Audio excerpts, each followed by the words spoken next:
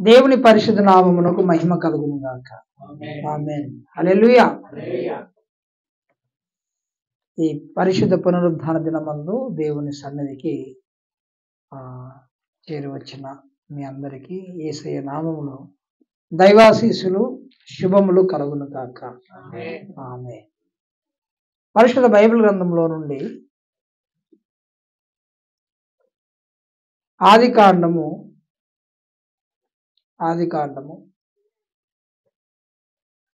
6వ అధ్యాయము 8వ వచనాన్ని మనము మొదటి చదువుకుందాం.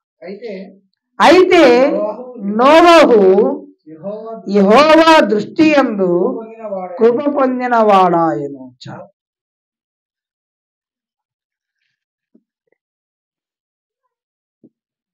దేవుని ఘననామమునకు మహిమ కలుగును గాక. ప్రభువునందు నాకు అత్యంత ప్రియమైన దేవుని బిడ్డలారా, ఈ భూలోకమును దేవుడు సృష్టించి ఎంతకాలం అయింది అనేది ఖచ్చితమైన ఆధారాలు ఏమీ లేవు. చాలా మంది అనుకుంటున్నారు, విమర్శకులు, ఈ క్రైస్తవులు చెప్పే ఈ 6000 సంవత్సరాలు అవుతుంది ఈ భూమి సృష్టించబడి అని అనుకుంటున్నారు. కాదు. బైబిల్ గ్రంథం అలా చెప్పలేదు.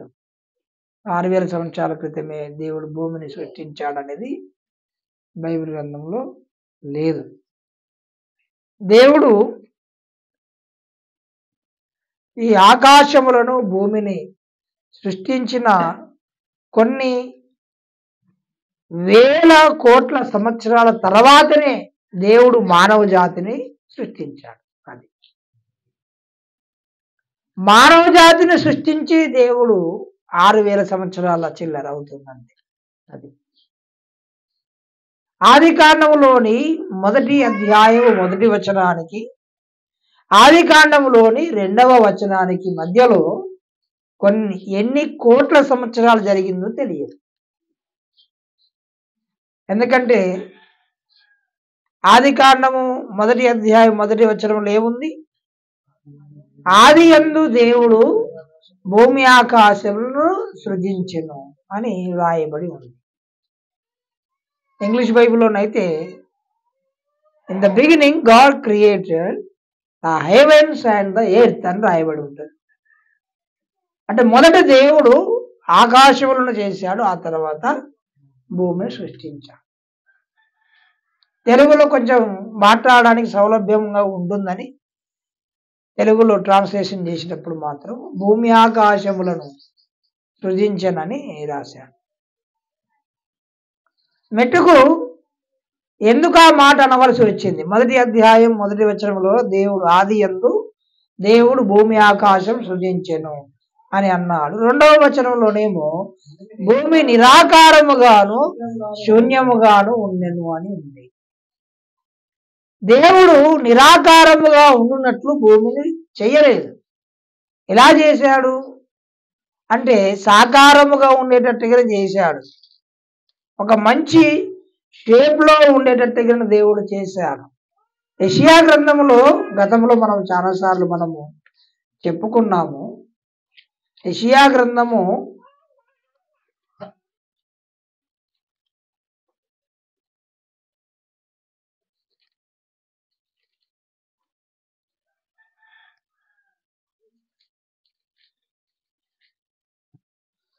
45వ అధ్యాయము 18వ వచనం చదువుకుందాం. ఆకాశములకు సృష్టికర్తవగు యెహోవాయే దేవుడు, ఆయన భూమిని కలగజేసి దాన్ని సిద్ధపరిచి స్థిరపరిచెను. నిరాకారముగా ఉండునట్లు ఆయన దానిని సృజింపలేదు, నివాస స్థలమగునట్లుగా దానిని సృజించెను. దేవుడు చేసిన ఏదైనా మంచిదిగానే ఉంటది. మనము ఏదైనా పని చేస్తేనే శక్తి వంచన లేకుండా, లోపము లేకుండా పని చేయడానికి బాబు కాళ్ళంగా శక్తి వంచన లేకుండా మనము పని చేయడానికి ఇష్టపడతాం. మరి అలాంటిది దేవుడు ఏదైనా పని చేసినప్పుడు వంకర టింకర చేస్తున్నా చేయడు. మట్టి పురుగులము, సామాన్యులమైన మనుషులమైన మనకే అంత జ్ఞానము, అంత తెలివితేటలు ఉంటే మరి మనల్ని కలగజేసిన దేవుడు ఎలా ఉన్నారు? ఆయన నిరాకారముగా ఉన్నట్లు దానిని చెయ్యలేదు గాని నివాస స్థలము ఉన్నట్లుగా దాన్ని సృజించెను అని రాయబడింది. మరి నివాసయోగ్యముగా చేసిన ఆ భూమి నిరాకారంగా ఎందుకు మారింది అనేది ఒక పెద్ద సందేశం. దాంట్లో కోట్ల సంవత్సరాల, కొన్ని యుగముల చరిత్రను మనము చెప్పుకోవాలి. అందుకొరకే దేవుడు చెప్పింది ఉన్నది ఉన్నట్టుగా నమ్మడం మనము నేర్చుకుంటే దేవుడు ఎన్నైనా పాఠాలను నేర్పిస్తాడు. బైబిల్ ఎప్పుడైనా విమర్శనాత్మకమైన ధోరణితో చదివే వారికి అర్థం కావద్దని దేవుడు అన్ని విషయాలు వరుస క్రమంలో రాయించలేదు. అది కొన్ని విషయాలు ఇక్కడ, కొన్ని విషయాలు అక్కడ, కొంత ఇచ్చట, కొంత అచ్చట దేవుని వాక్యము మరి దైవ సత్యము అనేది రాయించబడి ఉంది. ఎందుకంటే ఇది శిశువులకు మాత్రమే అర్థం కావాలి అని. ప్రియ దేవుని బిడ్డలారా, సరే మెట్టుకు ఈ భూమి మీద మానవ జాతిని దేవుడు సృష్టించి 6000 సంవత్సరాలు అయిపోయింది. ఆయన మొట్టమొదటిగా దేవుడు ఆదామును మట్టిలో నుంచి చేశాడు. మట్టిని తీసి దేవుని పోలికలో, దేవుని స్వరూపములో ఆయన చేసి వాని నాసికారంధ్రములో ఆయన జీవవాయువును ఊదగా నరుడు జీవాత్మ అయ్యాడు. అదే రీతిగా అతనికి గాఢ నిద్ర కలగజేసి అతని పక్కన ఎముకలకి వెళ్ళి ఒక ఎముకను తీసి స్త్రీగా నిర్మించి ఆమెను హవ్వ అనే పేరు పెట్టాడు. ఆ రీతిగా దేవుడు ఈ భూమి మీద మానవ జాతిని సృష్టించాడు, వారిద్దరిని జతపరిచాడు. మీరు భూమిని మీరు ఫలించి భూమిని నిందించండి అని దేవుడు చెప్పాడు. అనతి కాలంలోనే వారికి పిల్లలు కలిగారు, పిల్లల పిల్లలు. భూమి మరి మానవ జాతి చిన్నగా విస్తరిస్తూ వచ్చేసింది. వారికి పిల్లలు కలగక మునుపు వారు దేవుని మాటకు అవిధేయులయ్యారు. ఏదేను వరములో నుండి దేవుడు వారిని వెళ్ళగొట్టేశాడు. ఆ తర్వాత వారికి పిల్లలు కలిగారు. ఆ పిల్లలు పిల్లలు పిల్లలు పిల్లలు క్రమక్రమంగా మానవుని ఆయు పరిమాణం అప్పుడు చాలా పెద్దదిగా ఉండేది. ఒక్కోళ్ళు 100 సంవత్సరాలు బ్రతికారు. 969 ఏళ్ళు, 930 ఏళ్ళు ఇట్లా బ్రతికారు. 700 ఏళ్ళు, 365 ఏళ్ళు. హల్లెలూయా. మన కాలంలోనే 100 ఏళ్లకు పైగా ఉండేవాళ్ళు కూడా ఉన్నారు కొంతమంది. శతాధిక వృద్ధురాలు, శతాధిక వృద్ధులని కొంతమందిని స్పెషల్గా చెబుతుంటారు. ఇంత పొల్యూట్ అయిన ఈ కాలంలోనే మానవ ఆయు పరిమాణము అంత పెద్దగా ఉంటే మరి అప్పుడు ఇంకా మానవుని యొక్క ఆయు పరిమాణం చాలా పెద్దదిగా ఉంది. క్రమక్రమంగా వారికి పిల్లలు పిల్లలు పిల్లలు పిల్లలు చిన్నగా విస్తరించింది. ఎంతగా విస్తరించిందో మానవ జాతి విస్తరించిన కొలది మనుషులలో అవిధేయత, పాపము కూడా విస్తరించింది. అది దేవుడట మానవులను భూమి మీద కలగజేసినందుకు ఆయన పశ్చాత్తాపడ్డాడట, సంతాపపడినాడట. ఎందుకు ఇలా నువ్వు చేశాను అని బాధపడినట్టుగా ఉంది. దయచేసి ఆదికాండము 6వ అధ్యాయము 6వ వచనంలో తాను భూమి మీద నరులను చేసినందుకు యెహోవా సంతాపము నుండి తన హృదయములో నొచ్చుకొనెను. దేవుడే బాధపడేటట్టుగా వీళ్ళు తయారు చేశారు పరిస్థితి అంతా. ఆయనకు సంతోషం లేకుండా పోయింది. ఆయన సంతాపపడ్డాడు. ఎందుకట?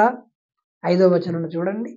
నరుల చెడుతరమును భూమి మీద గొప్పదనియు వారి హృదయము యొక్క తలంపులలోని ఊహ అంతయు ఎల్లప్పుడూ కేవలము చెడ్డదనియు యెహోవా చూచి. ఎలా ఉన్నారట? చెడు చేత మనసును నింపుకున్నారు.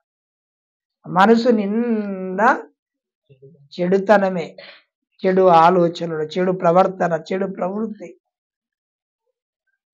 ఎంత చేసినా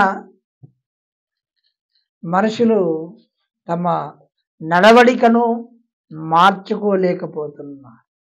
దేవుడు ఏర్పాటు చేసిన క్రమమును, దేవుడిచ్చిన సరళమైన మార్గమును మానవ జాతి చెరిపివేసుకుంది. క్రమముగా ఉండడం ఇష్టం లేదు. చిన్నపిల్లలు చూడండి ఎట్లా కూర్చుంటారు, వాళ్ళ ఇష్టం. కాలు చాపుతాడు, అడుగు తిరుగుతాడు, అంతేనా? కాదు. అదే పెద్దవాళ్ళు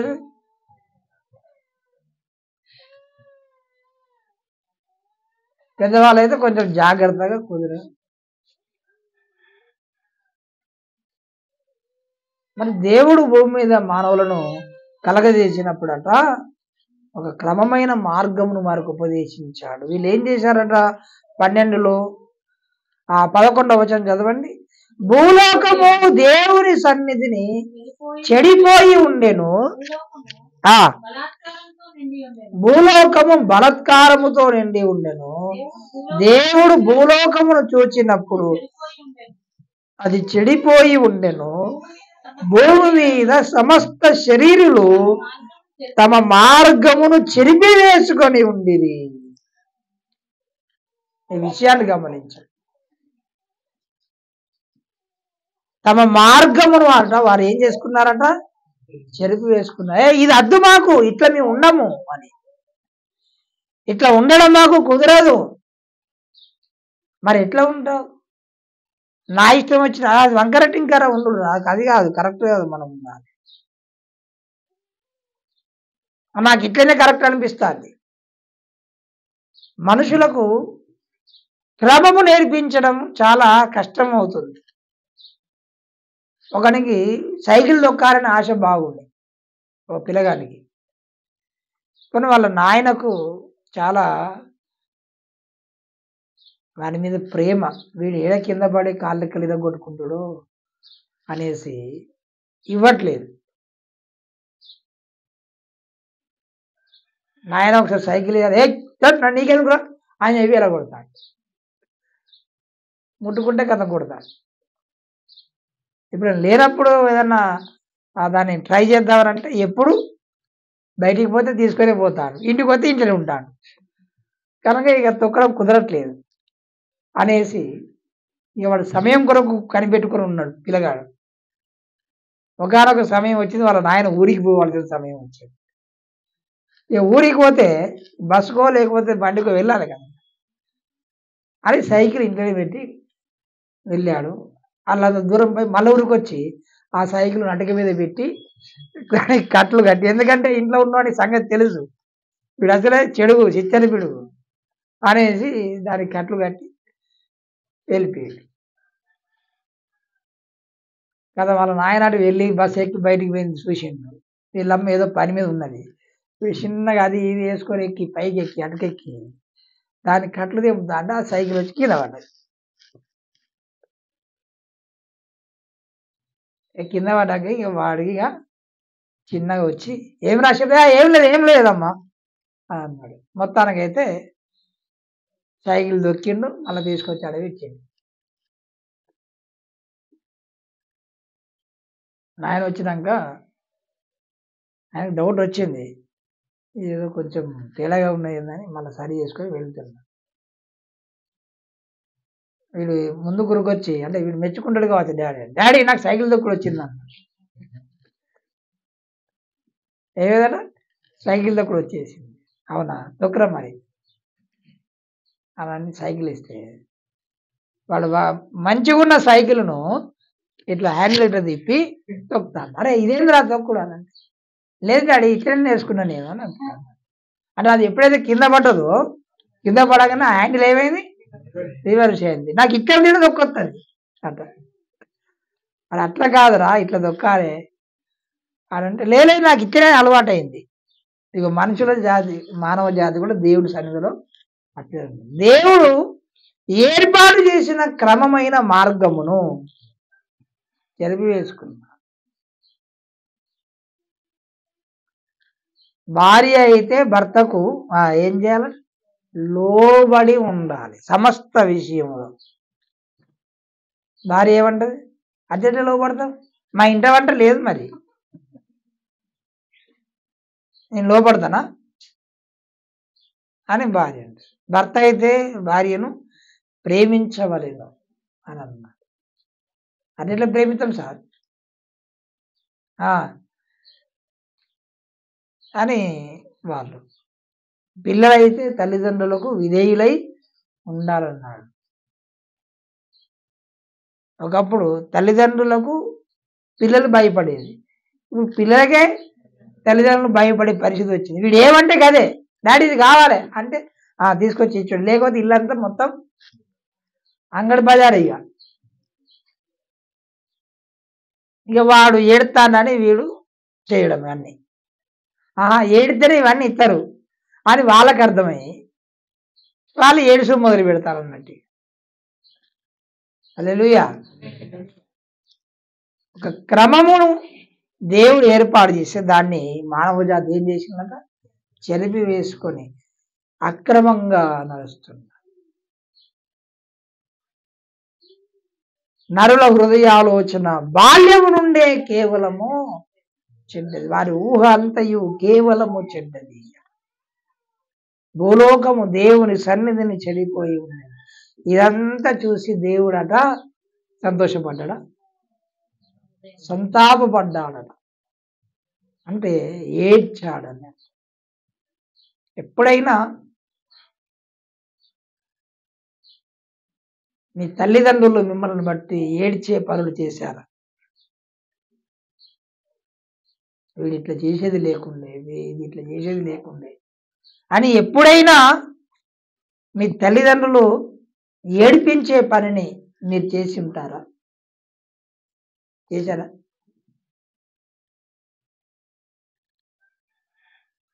అలాంటి పనులు చేయొద్దు ఎప్పుడు కూడా. హల్లెలూయా. సాధ్యమైతే పెద్దలను మంచిగా సంతోషపెట్టే పనులే మనము చేయాలి. నా ఇష్టము, నేనెవరు, నేను మేజర్. ఎవరు మేజర్ అంటే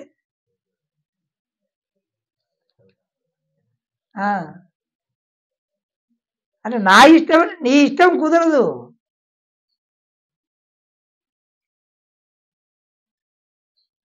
అంటే నిన్ను పెంచిన వాళ్ళ ఇష్టం ఏం లేదు. ఇక కానీ పెంచి ప్రాణానికంటే ప్రియంగా నిన్ను చాకి పెద్ద చేసి ఈ స్థాయిలో నిలబెడితేనట ఏమనుకుంటాను, నా ఇష్టం. ఏంటిది నీ ఇష్టం?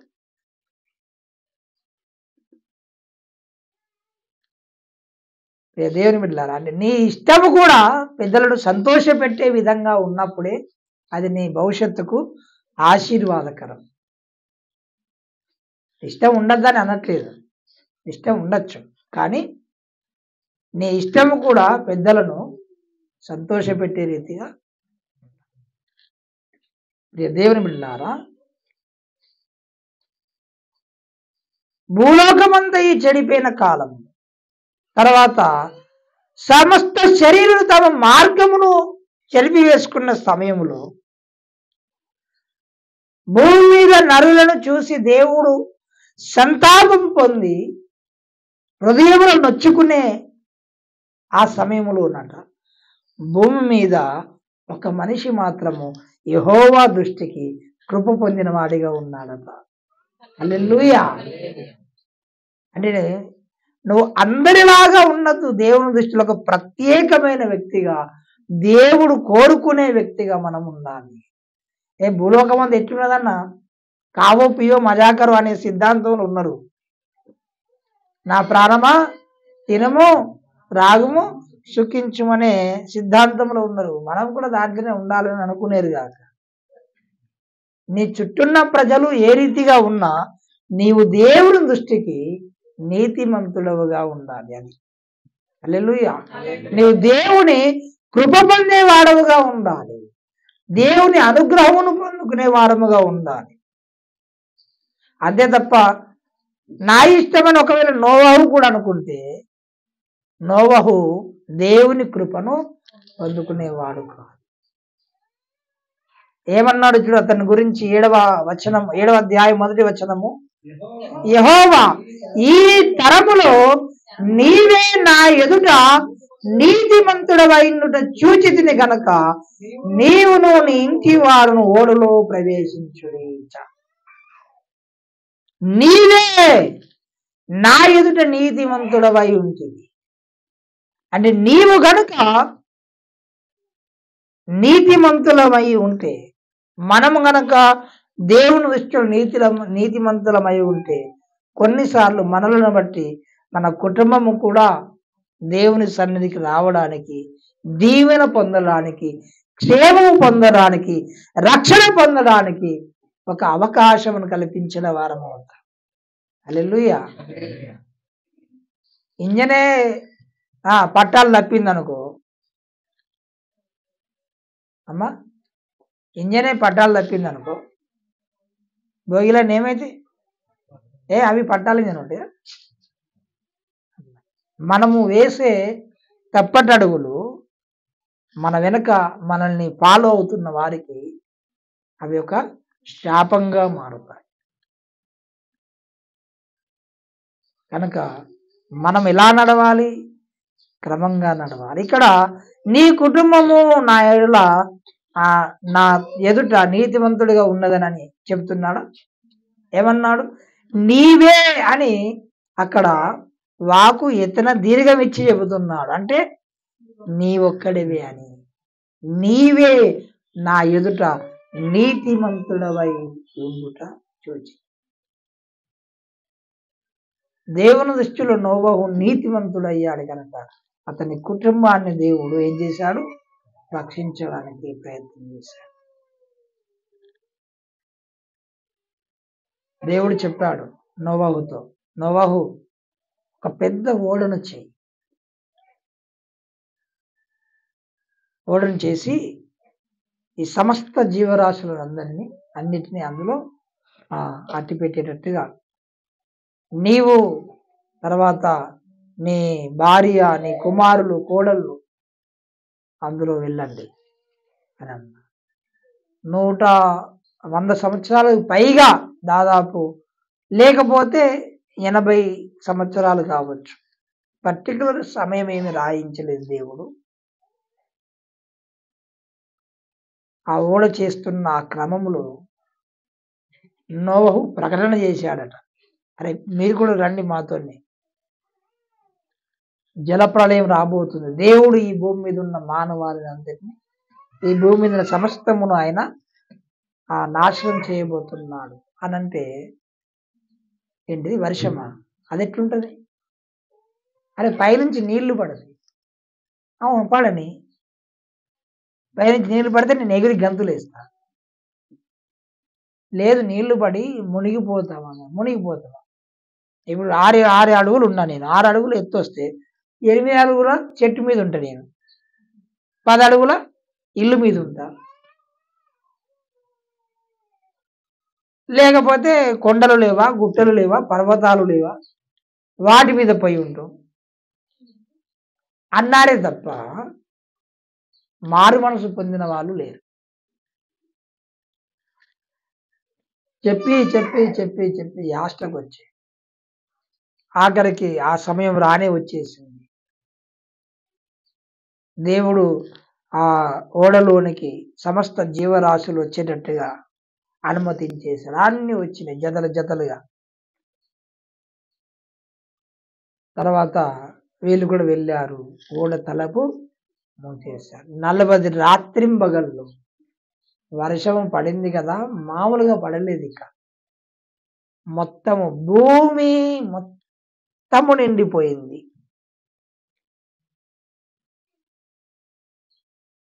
కాస్త వర్షం చినుకులు పడంగానే సంబరం వేసింది కావచ్చు ప్రజలకు, కానీ ఎడతెరిపికు లేకుండా కురుస్తున్న వానలకి ఆ నీటి ప్రవాహము మరి పెరిగిపోయి క్రమక్రమంగా అది ఆరిపోవడానికి చాలా రోజులు పట్టింది.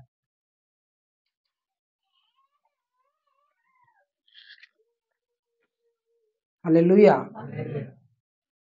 చాలా మరి ఘోరాతి ఘోరం. మానవ జాతిలో ఆ ఓడలో ఉన్నవారు తప్ప అసలు భూమి మీద ఒక్క ప్రాణి కూడా సజీవంగా లేదు. ఇప్పుడు భూమి మీద ఉన్న సమస్త ప్రాణి కోటికి ఆ ఓడలో నుంచి వచ్చిన వారే, ఇటు మానవ జాతిలో నుంచి వచ్చిన వారైనా, ఇటు జంతు పక్షులు ఇవి అయినా ఏవైనా సరే. కనుక ఆ రీతిగా మొత్తము మునిగిపోయింది. దేవుని బిడ్డలారా, నోవహు ప్రకటన చేస్తుంటే ఎవరు పట్టించుకోలేదు, వినలేదు, పెద్దగా పట్టించుకోలేదు, శ్రద్ధ పెట్టలేదు. వీళ్ళ ఆటలు వీళ్ళయే, వీళ్ళ మాటలు వీళ్ళయే, వీళ్ళ పనులు వీళ్ళకే అన్నట్టుగా బ్రతికారు. ఎందుకు ఈ మాట చెప్పవలసి వస్తుందంటే, ఇదిగో జలప్రలయం రాబోతుంది అంటే ఒక్కరు ఏ రీతిగా వినలేదు, మారుమనసు పొందలేదు, దేవుని మాటకు లోబడలేదు, అతి త్వరలో యేసయ్య రెండవసారి ఈ భూమి మీదకి రాబోతున్నాడు. ఆయన వచ్చేటప్పటికి కూడా జనులు నిర్లక్ష్యంగానే ఉంటారు. ఒకప్పుడేమో నీటి చేత దేవుడు ఈ భూమిని నింపి సర్వాన్ని నాశనం చేసేసాడు. మరలా దేవుడట ఈ భూమిని సమస్తాన్ని అగ్ని చేత లయం చేయబోతున్నాడు. దేని ద్వారా? అగ్ని చేత. చాలా మంది మళ్ళీ సునామీ వస్తుంది కావచ్చు, అందరం మునిగిపోతాం కావచ్చు అని భయభ్రాంతుల్లో ఉన్నారు. దయచేసి పేతురు రాసిన 2వ పత్రిక 3వ అధ్యాయము 6-7 వచనాలు చూడండి. ఆ నీళ్ల వలన అప్పుడున్న లోకము నీటి వరదలో మునిగి నశించెను. ఇప్పుడున్న ఆకాశమును భూమియు భక్తిహీనుల తీర్పును నాశనమును జరుగు దినము వరకు అగ్ని కొరకు నిల్వ చేయబడినవై అదే వాక్యము వలన భద్రము చేయబడి ఉన్నవి. హల్లెలూయా. ఒక విపత్తు రాబోతుంది. ఈ భూమి, ఈ పంచభూతములను దేవుడు దేని ద్వారా లయం చేయబోతున్నాడు? అగ్ని ద్వారా. అప్పుడున్న లోకము నీటి వరదలో మునిగిపోయింది. ఇప్పుడున్న ఆకాశమును భూమియు అగ్ని కొరకు నిలువ చేయబడినవై ఉన్నది. అప్పుడు నీటి చేత మునిగిపోబోతుంది, మీరందరూ రండి ఓడలోనికి అనంటే వచ్చారా? రాలేదు. అరే, మానవ జాతికి ఒక ప్రమాదం పొంచి ఉంది. ఈ భూమి, ఈ యొక్క ఆకాశము, ఈ పంచభూతములు ఇది శాశ్వతం కాదు. అసలు మనం కూడా శాశ్వతంగా ఉండడానికి రాలేదు. మారు మనసు పొందండి, మీరు వచ్చేసేయండి. ఆ రోజు ఓడలో ఉన్నవారు రక్షించబడ్డారు. ఆ ఓడ యేసయ్యకే సాదృశ్యము. హల్లెలూయా. యేసునందే రక్షణ మనకు, హల్లెలూయా. శ్రీ యేసునందే నిత్య జీవం, శ్రీ యేసునందే నిత్య జీవం, హల్లెలూయా. యేసు నందు ఉన్న వారికి ఏ శిక్షా విధియు లేదు అని వ్రాయబడి ఉంది. కనుక యేసయ్యలోనికి రండి, మతంలోనికి కాదు. మీరందరూ వేరే మతాన్ని వీడి క్రైస్తవ మతంలోనికి రమ్మని మేము చెప్పట్లేదు. మేమే మతంలో లేము.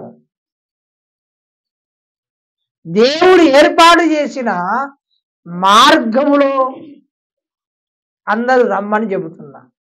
హల్లెలూయా. దేవుడు ఏర్పరిచిన మార్గములోనికి రండి. ఈ భూమి మీద నుండి మానవులను పరమునకు తీసుకుని వెళ్ళే ఏకైక సత్య మార్గము నజరేయుడైన యేసయ్య మార్గం. హల్లెలూయా. ఆయననే ఏమన్నాడంటే, నేనే మార్గమును, నేనే సత్యమును, నేనే జీవమును, నా ద్వారా తప్ప ఎవరును తండ్రి యొద్దకు రాడు అని అనేసాడు. మరి ఈ రోజుల్లో చాలా మంది దేవుని మాటను ఏం చేస్తున్నారు? నిర్లక్ష్యం చేస్తున్నారు.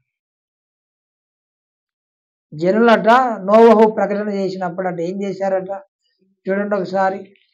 మత్తయి సువార్త స్వయాన యేసయ్యనే చెబుతున్న మాట.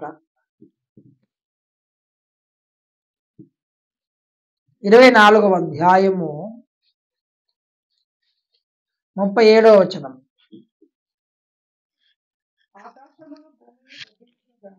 ఆకాశం 24:37 నోవహు దినములు ఎలాగుండెనో మనుష్య కుమారుని రాకడయు అలాగే ఉండును.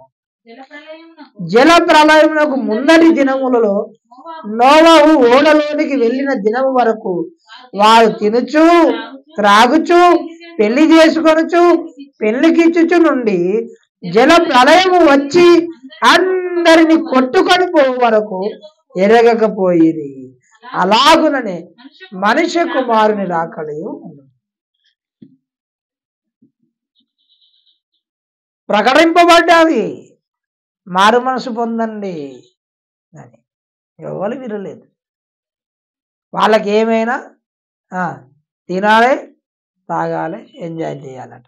వాళ్ళ ఉన్నారట జనాలు. యేసయ్య రాకడకు వచ్చిన తర్వాత ఇంకా నువ్వేం మార్చుకోలేవు, నేర్చుకోలేవు, దిద్దుకోలేవు, సరి చేసుకోలేవు. భక్త సమాజం అంతా వెళ్ళిపోయినాక ఇక నువ్వు మార్చుకునేది ఏమున్నది? మా ఎంత ఏడిస్తే ఏం లాభం? కనుక నేడు అనే సమయం ఉండగానే రక్షణ పొందాలి. హల్లెలూయా. తర్వాత దేవుడు అవకాశం ఇచ్చిన ప్రతిసారి మారు మనసు పొందాలి. మనం దేవుడు మనతో మాట్లాడుతున్నప్పుడు ఆయన మాటకు లోబడి జీవించాలి. మనము భయభక్తులు కలిగి జీవిస్తే దేవుని కృప మన మీద ఉంటుంది. మనలను బట్టి మన కుటుంబం కూడా రక్షణ పొందడానికి అవకాశం ఉంటుంది. దేవుడి మాటలు మన వెనుకల్లో దీవించును. రండి ప్రార్థన చేసుకుందాం. అందరం తల్లు వచ్చి కళ్ళు మూసుకొని. కలవరి శిలువలో యేసయ్య నిన్ను రక్షించడం కొరకే ఆయన తన విలువైన రక్తమును చిందించి మరణించి సమాధి చేయబడి తిరిగి 3వ దినమున లేచి ఉన్నాడు ఆయన.